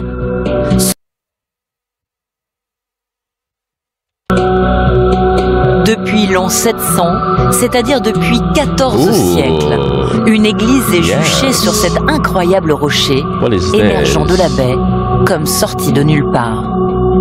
On est ici sur un site dont la singularité géologique a, depuis la nuit des temps, fasciné l'humanité. Il est clair que ce lieu, par cette dimension presque pyramidale d'un rocher implanté dans la baie, a fasciné et a aussi été le terreau à l'émergence de la foi et du haut lieu de la chrétienté qu'il est devenu. Look at that view, though. Look at that. Oh, Dès 708, et ce songe d'Aubert, où Aubert, évêque d'Avranches, reçoit nuitamment en songe la visite de Saint Michel lui-même, est le point de départ d'une histoire qui façonne le lieu jusqu'à nos jours. Sur ce petit sanctuaire édifié tout en haut du rocher, une abbaye romane va fleurir au Xe siècle, siège d'une communauté de moines bénédictins. Le monument ne va alors plus cesser de grandir. 12 fois endommagé par des incendies, notamment dus à la foudre, il va être 12 fois reconstruit et solidement restauré à la fin du 19e siècle par les élèves d'Eugène Viollet-le-Duc. Aujourd'hui inscrite au patrimoine mondial de l'humanité, l'abbaye du Mont-Saint-Michel est devenue l'un des lieux de pèlerinage les plus célèbres qui soient. Comme tous les autres monuments religieux de France, c'est un lieu en activité, un lieu où des messes sont organisées toute l'année. Ici, une communauté monastique s'est installée, les fraternités. Il est 6 heures du matin, les habitants du Mont ne sont pas encore réveillés. It's 6 a.m. right now. I should be asleep. La première prière du jour, les laudes, s'ouvre dans le calme, loin des tumultes du monde.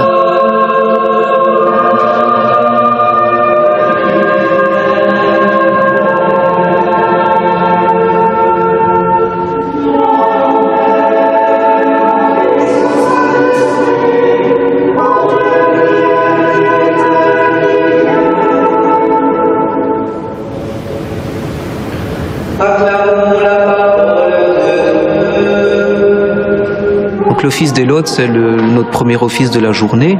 Laude, ça vient de louange. Voilà, c'est pour commencer sa journée dans la louange du Seigneur, la louange du Créateur, avec le jour qui se lève. Mais c'est évidemment magnifique dans cette abbatiale, orientée vers l'est, quand le soleil levant vient éclairer les vitraux, les visages.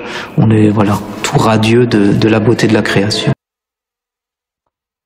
Pour la liturgie, nous les sœurs, on va revêtir une cape blanche et les frères, eux, vont revêtir une coule, une aube blanche.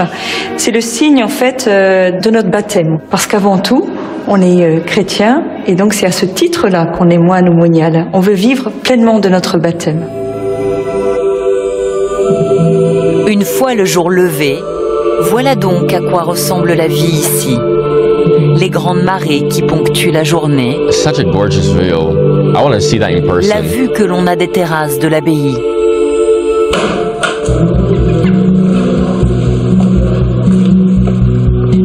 Le petit jardin potager des sœurs. Tout appelle à la spiritualité et au contact avec les éléments, la mer, le ciel. Après un repas pris en silence, il est l'heure de remonter dans l'abbatiale pour une nouvelle prière, dans une église cette fois remplie de pèlerins et de touristes. Les fraternités de l'ordre de Jérusalem ne sont pas une communauté monastique comme les autres. Leur but n'est pas de vivre hors du monde, mais d'être au contraire au cœur des foules.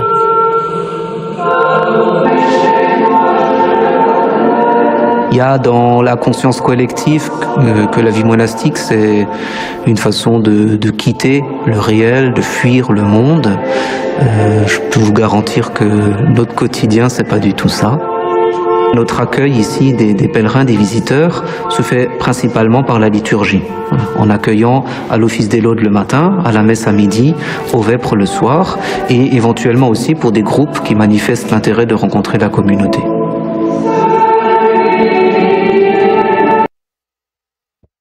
Et d'une spiritualité forte, telle est la mission des fraternités de l'ordre de Jérusalem chaque jour.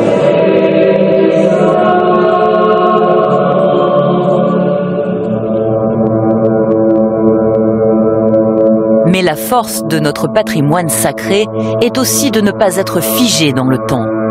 Il se transforme et évolue au fil des époques. C'est ainsi qu'au milieu du XXe siècle, l'Église va s'ouvrir aux grands artistes contemporains, un vent de renouveau, un modernisme inédit. En 1948, Henri Matisse est le premier à ouvrir la voie. À Vence, près de Nice, le célèbre peintre très âgé se lance dans une œuvre magistrale, l'œuvre qui marquera la fin de sa vie. Matisse, en 1943, s'installe à Vence. C'est un homme vieux, il a pas loin de 80 ans, un homme fatigué, un homme malade. Et il prend pour s'occuper de lui une infirmière, Monique Bourgeois. Elle rentre dans les ordres et devient dominicaine. À Vence, dans le couvent de Vence.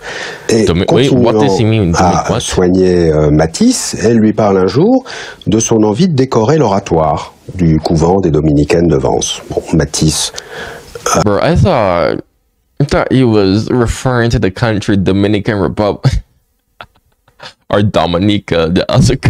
saisit l'occasion et lui dit, mais enfin, je peux vous aider, je peux même... construire une chapelle et la décorer entièrement pour vous. Et l'idée est partie comme ça. C'est un moment de sa vie où effectivement il n'a plus la force physique de peindre. On le voit souvent avec une grande tige, avec au bout un pinceau. Il est là maladroit et pourtant très sûr de lui, hein, parce que c'est quand même Matisse, hein, c'est pas n'importe qui, et qui de loin comme ça fait quelques traits et c'est absolument extraordinaire. Ainsi va naître la chapelle du Rosaire, mi-église, mi-musée. La forme extrêmement simple du bâtiment qu'il dessine avec l'un des grands architectes des années 50, Auguste Perret. Les vitraux éclatants de ces fameuses couleurs vives qui caractérisent l'ensemble de son œuvre. L'autel, les bancs, les objets liturgiques et ce chemin de croix qui raconte 14 moments forts de la souffrance du Christ. Tout est vu avec un œil neuf. Alors, le chemin de croix a été dessiné sur un seul panneau, sur une mosaïque de céramique. C'est un chemin de croix très stylisé, à la manière Matisse, où en quelques traits, il arrive à suggérer un personnage, une attitude, une émotion. Et on a du mal d'abord à voir que c'est un chemin de croix. Il faut rester devant un certain temps pour s'apercevoir qu'il y a toutes les petites stations comme ça qui courent tout au long de la céramique.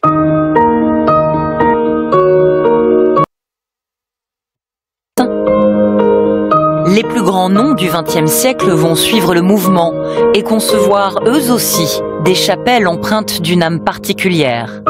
Jean Cocteau à Villefranche-sur-Mer,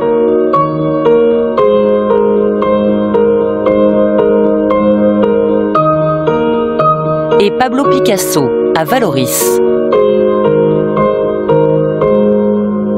Il y a ceux aussi qui ont été sollicités par l'Église pour éclairer d'un jour nouveau l'art du vitrail. En 1974, Marc Chagall dessine des vitraux pour la cathédrale de Reims.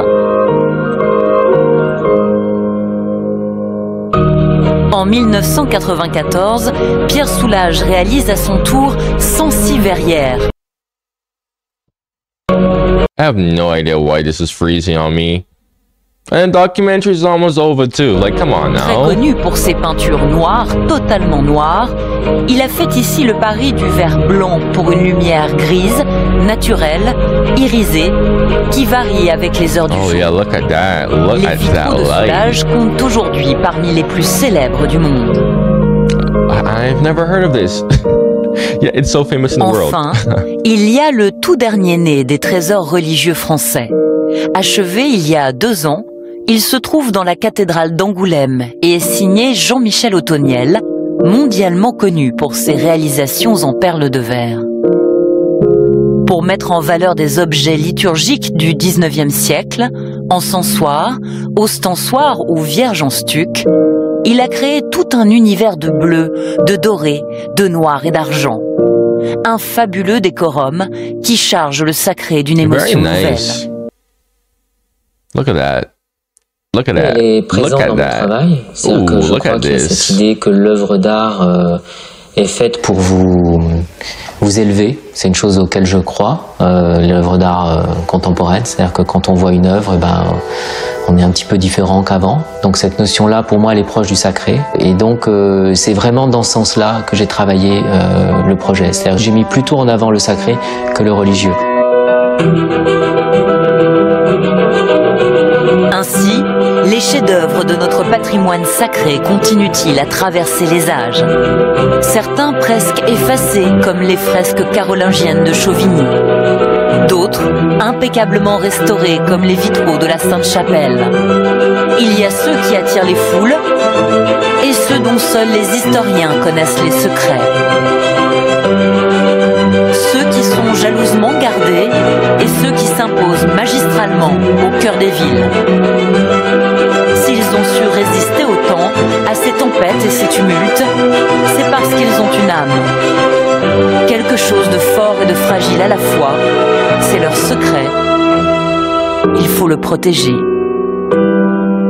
Mad.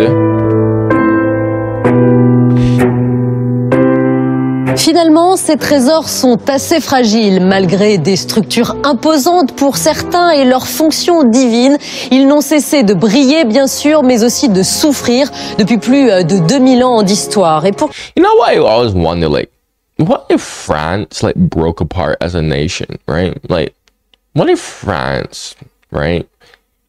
Just, like, who would these monuments still be around?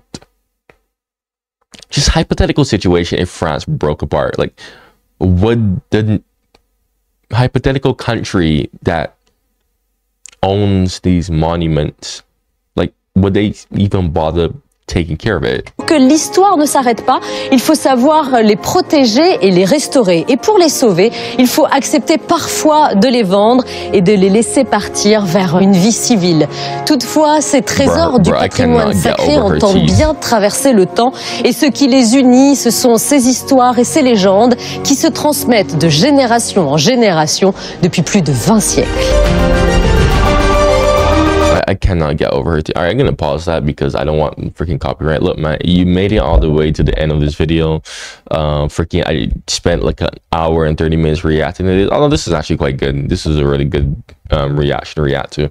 Anyways, go subscribe. Okay, just freaking subscribe. You literally watch like more than an hour, probably 2 hours of your life. Subscribe, okay?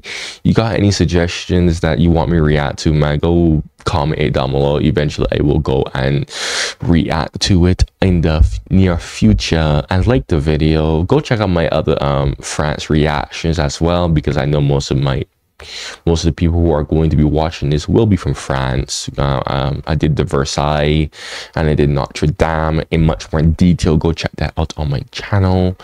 Thank you for watching and goodbye.